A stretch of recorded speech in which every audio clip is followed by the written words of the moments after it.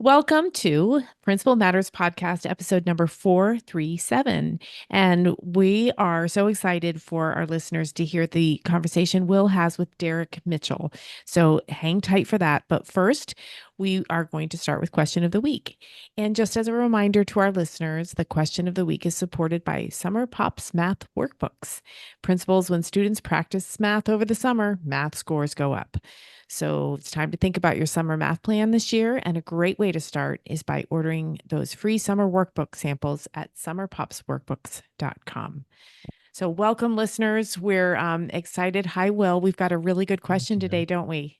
We do. And the question this week came from a listener, and I'm sure he's not the only one that has this question. So we're just going to bring it for the next 5 minutes for you and I to respond to. This listener asks, I'm a lead principal. When do I know it's the right time to move on? Once you've maximized the school or are high performing, or is there ever a time? And Jen, when you and I were talking about this off the air, I was joking and just saying, okay, I'm not God. How am I going to be able to tell somebody when to move on? But I want to respect the heart of this question, which is because I'm sure a lot of leaders struggle with that. Like, okay, how do I know when I stay planted, and how do I know when I need to move somewhere else? So, what do you want to go first? It reminds me of when I talked to my friend Diane one day. She had taught, she was an amazing teacher and she taught for many years. And she came to me and said she was retiring. And I said, "Oh my gosh, how did you know?" And she said, "You just know." And I hate to, because it seems like I'm cheating a little bit with the question, but I think when it's time to move on. I certainly don't think you stay in a job you don't like or that doesn't challenge you until you Mm. get a certain data point, nor do I think you stay if you don't want to. I think your own measure, like this question says, once you have maximized the local school as an option, and maybe the answer to that is yes, but the maximization has to be your own definition. I think just by asking this, it might be an indicator that there's a little restlessness there. I don't know the listener, I don't know the story, but it's time to move on when it's time to move on. Mm. Will, it does sound like I cheated there and took an easy exit ramp, but what do you think? This is a question that I've responded to in so many different ways because of leaders that reach out to me that are also kind of at that crossroads. And so for a shameless plug, Jen, it's one of the reasons I wrote my um, new book, uh, Whose Permission Are You Waiting For? An Educator's Guide to Doing What You Love, which I have not announced yet the release date on that. But because I feel like what you said is so true and so helpful, but then the teacher side of me also wants to give people some tools, some things to like help them navigate choices. So I'm just going to mention some guiding questions. One, do you love what you're doing? And you said that too, because if you love what you're doing, it's a good reason to keep doing it. But two, would the option of doing something else give you a chance to love something even more than what you're doing now? Because that's really attractive. And what a privilege if you do get the opportunity to do something you would love even more than what you're doing, because not everybody gets that opportunity. But I will say that I've had the blessing of being able to step out of things I've loved to do things I love more. And that feels really good. But then sometimes you have to leave things you love because you recognize that the politics involved or the other people involved or decision makers involved may be in a situation where you can predict I'm not going to keep loving this Hmm. because and so I need to go make sure that I'm in a place where I'm going to keep loving this. And so those are things you can't control either. And then that restlessness piece that you mentioned, I just want to address it for a second because I think that we could go a lot of directions on this, but I just will say this. I think that high achieving, ambitious people tend to be restless because we always love new challenges and new things and most leaders fall in those categories. So that's normal. But I do want to warn you that there's two sides to that coin. On the one side, there's the restlessness that keeps you growing, and that's a good thing. Keeps you curious, keeps you wanting to experience that new thing and the next thing. But then the other side of that coin can be detrimental if you think that whatever you're doing at any given time is going to completely fulfill you. That's a recipe for disillusionment. And I know I sound like an old man, but I'm just trying to help keep people away from the trap of thinking that my job is going to just give me the great all the joy I've ever wanted. That's just not life. That's not the way life works. Well, I'm glad you went there because if you didn't, I was going to. It's one piece of us, right? Our job is one piece of us. And then we are also moms, dads, sisters, spouses, partners. We are, very, very deep as people. And I think there's a lot of other really compelling questions to think about. Do I want to move? Do I love my community? Where are my children or my partner or my spouse? Where are they in this mix? Is this a decision I'm making for me or for my family? What's the money say? Am I place bound or career bound? So it's way too complex for Will and I to answer. I think sometimes people want, principals are teachers who are compliant students. We want someone to tell us what to do. And unfortunately, Will and Jen on a podcast can't tell you what to do, but we can tell you what to look for, and to, just take some time with people you love or with a really good whiteboard and a brand new expo and make a pro and con list and think it through. And then there's also the factor of opportunity. What's out there even? I talked to a principal not too long ago, and his words, he said, I'm pretty bored here. Things are going really well. I don't want to be bored, but I also know I have the best school, the best community. Why would I ever leave this job? And so then we started talking about other things he could do to combat the boredom. It would Yes. be a bad idea for him to leave a perfect job because he's bored. Fix the boredom, not the job. I love that, Jen. Thank you so much for that. So listeners, if there's anyone who's also wrestling with those kinds of questions, and it would be helpful to just to get somebody on the other side of you because there may not be somebody on the other side of you. Um, there may be somebody right next door to you who you could pick up the phone and talk to that you'd be surprised that they've been through this too. There may be somebody in the school down the street from you that you could pick up the phone and talk to. But you're also welcome to reach out to us because Jen and I have walked through these things before. In whether that's an informal conversation where we just jump on a quick call and just reflect with you, or if you want to check out some of the options that we have for coaching with leaders and you'd like to do some scheduled formal conversations where we just problem solve with you, you can reach out and talk to us about those as well. So thank you, Jen, for that Q&A. And listeners, you can always find all these resources at williamdparker.com. And Jen, how can they stay connected with you? They can find me at jenschwanke.com. Support for Principal Matters comes from DigiCoach and its walk-through tool. I want you to picture walking through classrooms, observing teachers and students. In just 10 minutes, you'd hope to see good instructional strategies and student learning taking place, or maybe you have questions about something missing from instruction or planning. Instead of taking 30 minutes to write a follow-up email or leaving your teacher feeling unsupported, wouldn't it be great to have an app on your phone or tablet where you could send immediate feedback while also collecting data? Enter DigiCoach, a customizable walkthrough and coaching tool created by school leaders for school leaders with thousands of pre-written, research-based commendations and coaching tips empowering you to provide quick, actionable feedback. DigiCoach is not an evaluative tool. Instead, it is an easy-to-use feedback and coaching tool, an efficient way to store your notes and collect data for improving student outcomes right in your hands. It can be used on iPhone, Android, or tablets and includes speech-to-text functions. Make the most of your walkthroughs with a tool that saves you time and enhances meaningful feedback to your teachers. Go to digicoach.com to learn more, and please tell them Principal Matters recommended you check them out. That's digicoach.com. Hi, friends. Did you know that Principal Matters, the School Leaders Podcast, has been downloaded over 1.5 million times? We are so proud to share conversations, interviews, and resources to support leaders like you who are serving school communities worldwide. And I'd like to invite you to explore our books, our professional development offerings, our Grow Academies, our masterminds, executive coaching, and keynote presentations, because we're here to help you and your teams build schools that you're proud to call home. So here's my question. How are you planning to keep growing in the semester ahead? We're booking events right now for the next 2 years, and we would love to serve you in person or virtually. So visit williamdparker.com and click services, or email me at will@williamdparker.com to connect. I would love to hear from you. Thank you, and I hope you enjoy the rest of today's show. You're listening to Principal Matters, the School Leaders Podcast. Principal Matters Podcast, episode 437.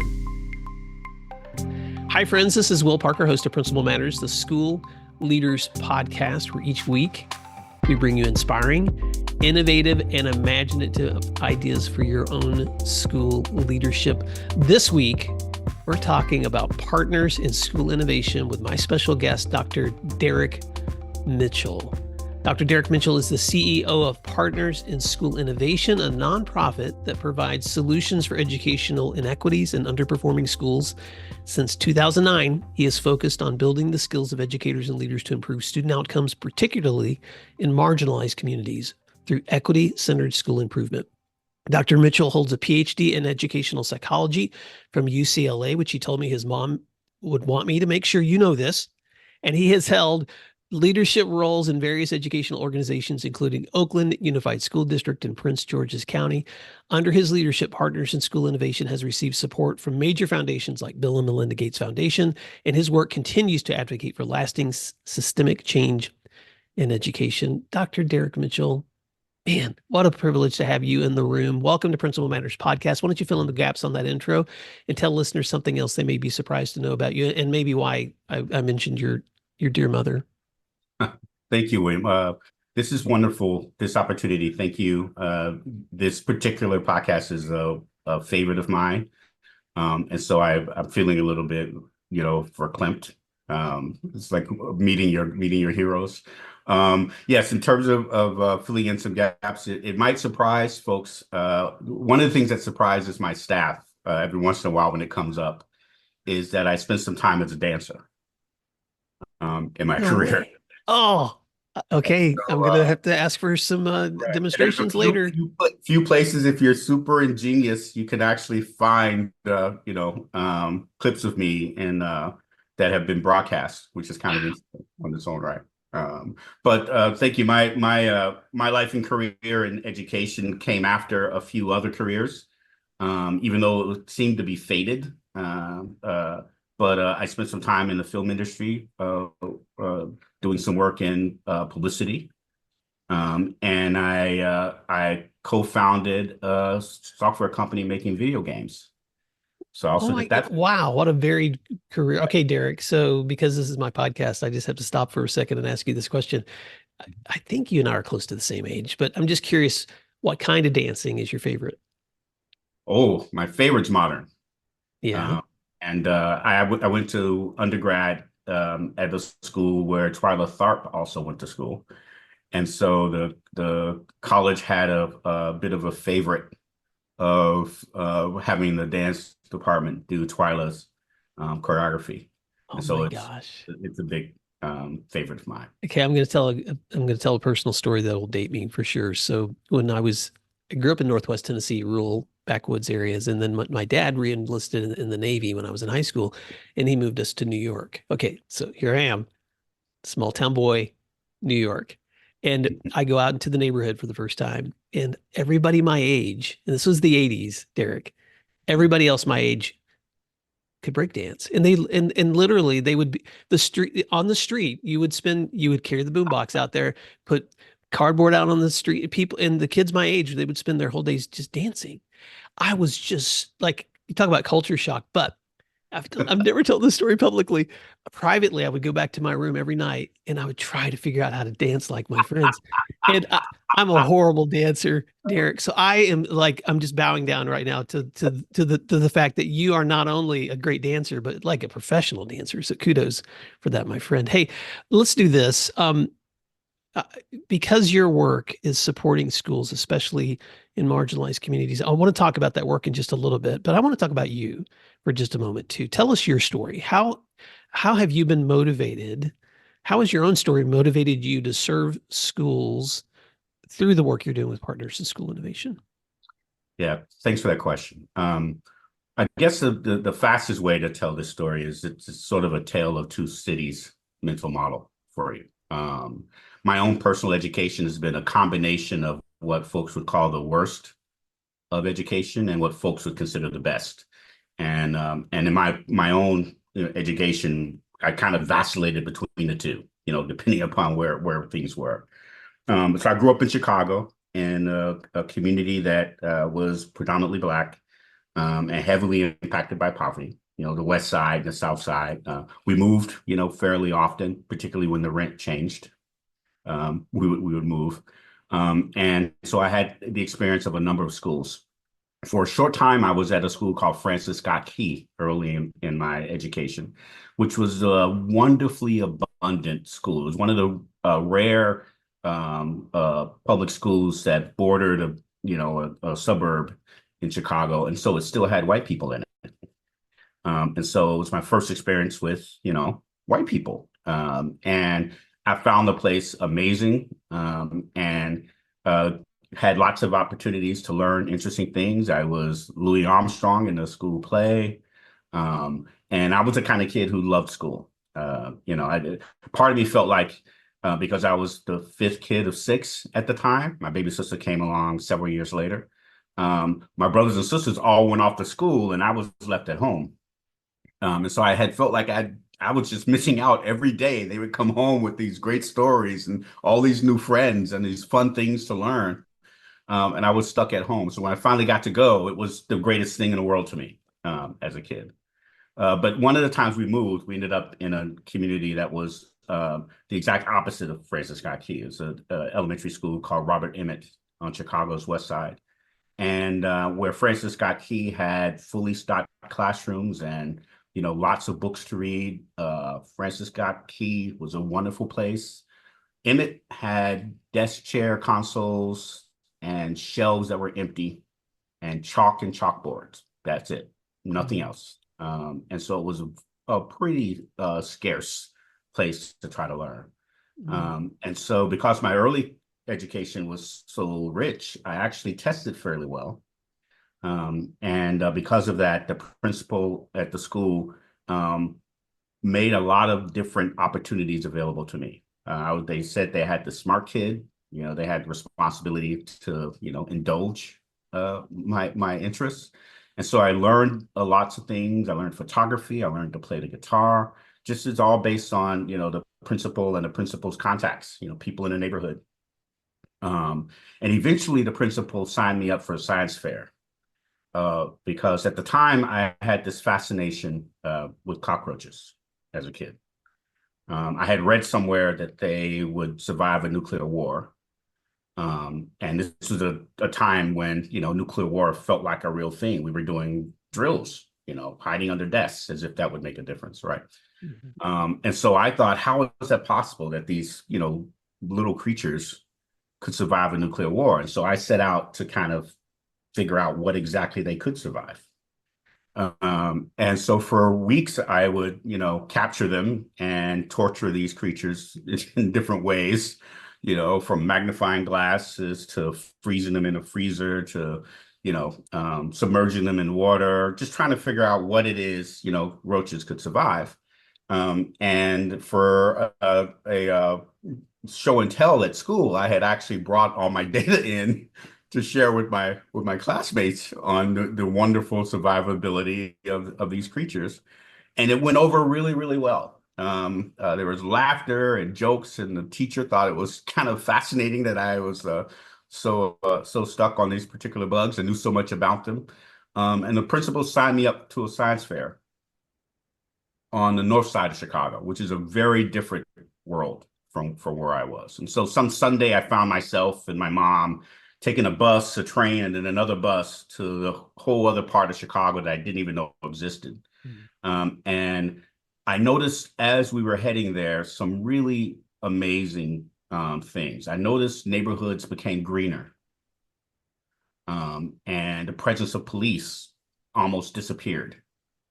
And when we got to the school, it was this castle-looking building on a hill, surrounded by green grass, and I thought, this is a school?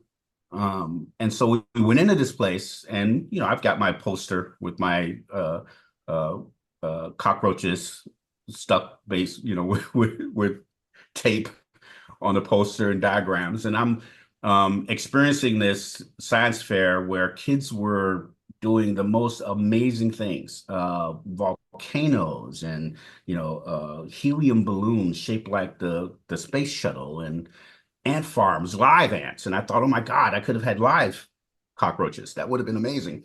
And so doing this whole science fair competition bit, I realized that the school that I was doing this work in was incredibly abundant. It was like Francis Scott Key times 10. The class had beakers and running water and fire. The science labs had fire in the classroom. I could have been doing my experiments in school, which was pretty incredible. And I started wondering what is the difference between my school and this school? Why is it that this school has all these things, and Emmett had none of them? I mean, we didn't even have science labs, and so I'm getting all kind of wound up in the difference between these things, and I turned to my mom and I said, Mom, why is it that they have this? And she said, Baby, I don't know, but that's not what you're here to do. You're here to teach these people about cockroaches. So get your head in the game. Let's roll up this paper and let's get to work. So we did our thing, and kids loved it. Loved it. And some of these kids had never seen roaches before, which I found, kind of astounding. But that experience made me realize that we're setting our students up from the very beginning on a two-tiered system of education. Some kids get running water and fire in their science labs. Some kids get science labs, and others, they're stuck with their imaginations, and trying to learn things in a community that is something less than ideal. And I felt honestly like my principal had set me up, that I was going to be laughed at by these folks, and that's not what happened. But I got back to school, and I took my honorable mention certificate, because yes, we got those then too. Everybody got something. Back to school, and the principal was so proud. She immediately got on the intercom and started talking, which was very embarrassing, as you can no doubt imagine. But she looked at me and she saw that I wasn't doing very well, and she asked me what's wrong. And I just started explaining how different that school was than our school, and asking her why it was like this. And before I knew it, I was crying, describing it. And she sat down like a great leader does, and grabbed a tissue paper and gave it to me to dab my eyes and blow my nose. And she said, Derek, I don't know why things are the way they are. And you're right, it's not fair, but maybe you'll be the one to fix it. So dry your eyes and get back to class. And that's what I did. And I've basically been in that class ever since. My life goal is to make sure that kids can have a rich education in their neighborhoods, right? That the curiosity and interest that drives learning on the part of every living being should be indulged, whether or not you're wealthy or poor, black or white, urban or rural. And that's pretty much been the work I've done most of my life since then. Derek, Dr. Derek Mitchell, what a foundational, thank you for telling that story. You gave me chill bumps, and it's not often that Will is without words when I'm listening to someone tell me a story, but thank you for transporting us there, because I think one of the most beautiful parts of that story is you're helping us to see school through the eyes of a child, and helping us understand what is not. All of us can look at schools from the outside, or we can go visit schools, or we can talk about our own school experience. But what is it like to look at the school in the skin of the children that are in it? What is it like to experience it for them? And that's such a pivotal moment for you of doing that. And that foundational experience has really carried on through your work in educational psychology, your degree from UCLA, your work in other school districts, and to where you are today leading partners in school innovation. So let's go there for a minute, because I want you to talk about, and I know this is a bigger question than you can answer even in this podcast. So let's help listeners understand, how are you helping schools and decision makers see the potential in the most underserved and challenging school settings? Certainly. Partners has now supported work in about 70 different school districts across the country. And our work is entirely focused on building the skills of leaders in the most challenged contexts to unleash the potential of their teachers and their students to excel and thrive. We believe, and we know because our experience bears it out, that brilliance is everywhere, that excellence is abundant, and it's up to us to unlock the necessary keys for students and teachers and leaders to reach their potential. We've seen brilliant outcomes in the Mississippi Delta, where a lot of folks had no belief that it could happen there. We've seen brilliant outcomes in the most challenging urban communities in Oakland and San Jose. And we've seen excellence and brilliance in the inner city of Philadelphia, and so in every place in between. And so part of what we do is help leaders shift their thinking from this concept of scarcity to one of abundance. Anyone in any job can spend all their time concerned about what they don't have, right? Mm-hmm. Literally anyone in any job, because no place has everything, right? And so a big part of our work at the onset is to help leaders appreciate what is there. And in the case of school leaders, the teaching staff. I mean, you've got 12, 15, 22, 7, whatever the number is, adults who get up every day, travel distances to unleash the possibilities of other people's children. Mm-hmm. Right? I mean, they've dedicated their lives to it. And there's nothing more amazing and more powerful than their potential to do that work, right? And so it starts with, the teachers in that building and their capacity to do and be brilliant. And it expands from there, right? So recognizing the abundance that's also there. We also spend a good amount of time focusing on, with leaders particularly, on what really are they there to do, right? A lot of times, particularly new leaders, don't really have a sense of what they're there to do. But in our schools that are heavily impacted by poverty, that have long histories of chronic underperformance, the charge is pretty clear. You want to improve, student performance. And to do that, success is in the classroom. Period. That's where it has to happen. It's between students and teachers. That's where success is going to be. And so what are you going to do as a leader to put a plan in place, have a vision that's going to improve what happens between teachers and students? And that's what we call, in our work, their wheel. We put our shoulder to the leader's wheel, but they have to have a wheel. So the first part of the work is focusing on what is their wheel. Some leaders think it starts with culture. Others believe it starts with having a belief in kids. Others feel like it's really about competence and skills, right? Some believe that it's really about parents and engagement. All those are strategies that can produce brilliance. Right. And frankly, the partners work is really great because we don't choose for them what they're going to do. You can't build leadership by taking from people their choices. Right. And so whatever their wheel is, we put our shoulder to it and work to build the capacity of that school to deliver on that vision in the work. We typically are in a school for several years. Building that capacity from the ground up.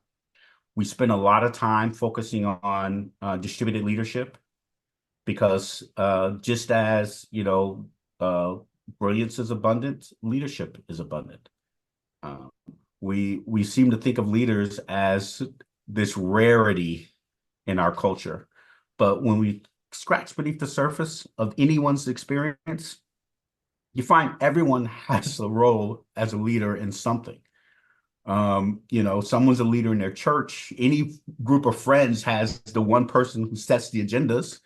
So literally leadership is everywhere. And so helping leaders pour into the leadership of the other adults in the building and of the students in the building is an accelerant for that building's ability to be and improve.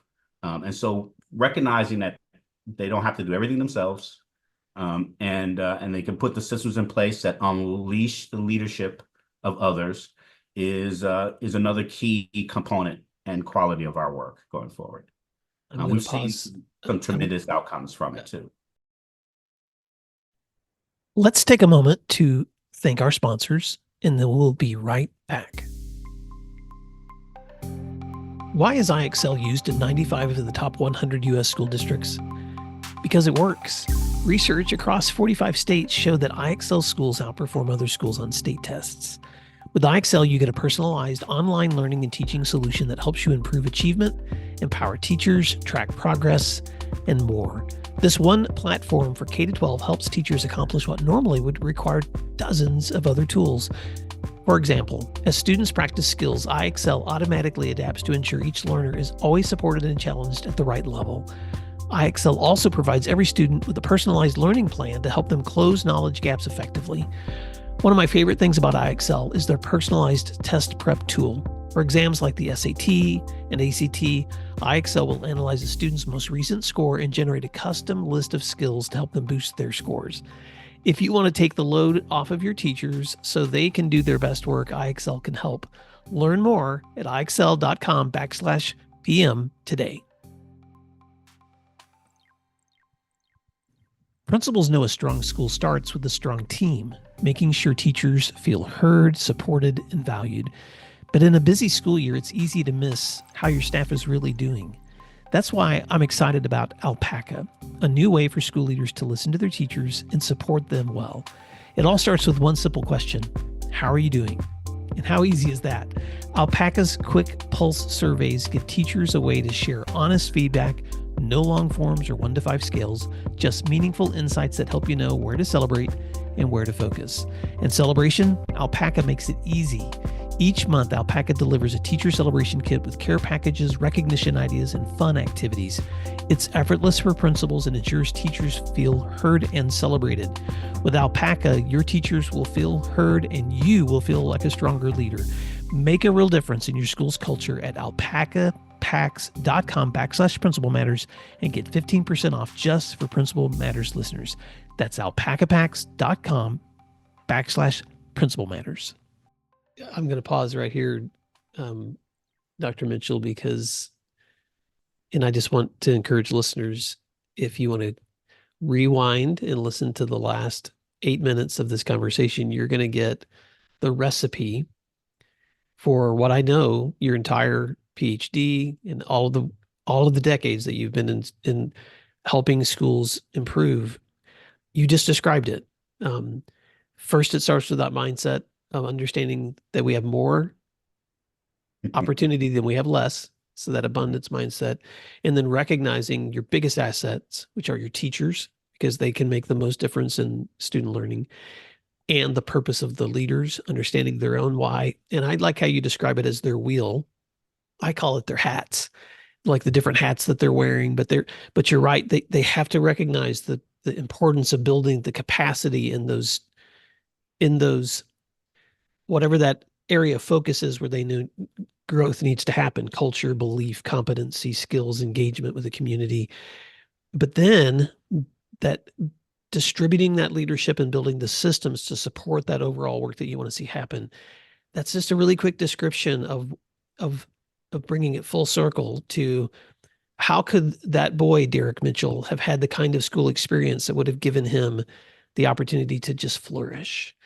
So thank you for that summary, and thank you for the work that you're doing across the U.S. I do want to ask you in particular about your coaching and embedded guidance, because you guys You're not a one and done. You don't just fly in and give advice and then leave. So talk about how Partners in School Innovation, and by the way, you're just singing a melody of a song I love to hear. This is the work that I've been able to do in the consulting work that I do, but I love that you guys are expanding this work with a specific target for marginalized communities. So talk about how coaching and embedding guidance has been so helpful for supporting school leaders and their teams. Certainly. The job of leader in heavily impacted communities is a pretty lonely one. And it's often a very thankless one. It's isolating, and often what is felt or perceived to be support for you is the exact opposite. We've been to schools where we are one of 9 coaches assigned to that school, because different parts of the system aren't talking to each other, and everyone's trying to help without realizing that you give someone 9, disparate supports, and it's a whole nother set of competencies they need to be able to coordinate and organize all of that and make meaning from contradictory information and then do something with that information. And so our strongest strategy for unleashing agency in leaders is through coaching. And it's job embedded coaching. We don't believe anyone can transform a long underserving school overnight, nor can they do it from the outside, right? You can't even learn it without doing it. It's like flying an airplane, right? You can read the books and use a simulator, but how are you holding your body in the moment when you're giving a piece of hard feedback to a set of teachers? There's no simulation that's gonna make you build those skills for you. And so knowing yourself, understanding yourself, feeling empowered, and at the same time recognizing that no one without help is going to understand your expectations and meet them lickety split, right? And so having that vision, as I described, and then being in a coaching sort of conversation where you're getting job embedded feedback on, I just was at a session where I observed the feedback my team gave to a leader. And for those of you who may not have had this experience before, this was an instructional leadership team meeting that my team had helped set the agenda for, and did the icebreaker at the onset, but then sat back and let the meeting unfold. And one of the things we do is we position ourselves in the room in such a way that we can see the impact of the leader on the others in the room, and also have line of sight, eye to eye to the leader, so that we can give cues in the moment, right? So I'm watching as this happens, and there are 3 members of the ILT that were pretty disengaged, that were having their own sort of challenging conversation about what's being talked about. And I watched as the principal and my team members sort of met eyes, and she motioned over to the group of detractors. And after the entire interaction, they had a reflective conversation about what was going on there and what could he have done differently, right, to maintain them in the conversation that was going on over time, and what is he going to do now, right? And to follow up and make sure that they're fully on board with what the team had decided. Without this kind of literal job embedded reflective piece, it's hard to see the cues that can help you be better in your work. Having another set of eyes and ears who are tuned to what's going to help you improve all the time is really the key asset. And that's the asset that we bring to the work. This isn't something your supervisor can do. This isn't something that someone who flies in every Tuesday and tells you what you did wrong the rest of the week and then flies out is going to do. We have no other purpose than you being brilliant at what you've chosen to do. Right? Wow. So what I love about that is that when you guys embed your own teams for guidance and coaching, you're giving leaders the opportunity to get the kind of immediate feedback that you would want students to get in learning, that you would want teachers to get in embedded learning. You're giving those coaches that kind of you're giving those leaders that kind of learning too. This has been such a rich conversation. I want to ask you just a couple of more questions before we wrap up. A lot of times when I'm talking to leaders, whether they're new or veteran, they're leading change. And so I just want you to imagine, Derek, if you could have coffee with a leader for just a minute or two, and they were asking you for the thing to hold on to, that would be the most important, or the ideas that would be the most important for them to hold on to as they're stepping into an opportunity to make a significant change in a challenging setting. What would you say? Yeah, I would say that of all the frameworks your district's going to provide you with, and all the podcasts you'll listen to like this one, it really all boils down to three things. For adults to do what they need to deliver for kids comes down to really three things. Do they have the skill to do it? Do they have the will to do what needs to be done? Or do they know what to do?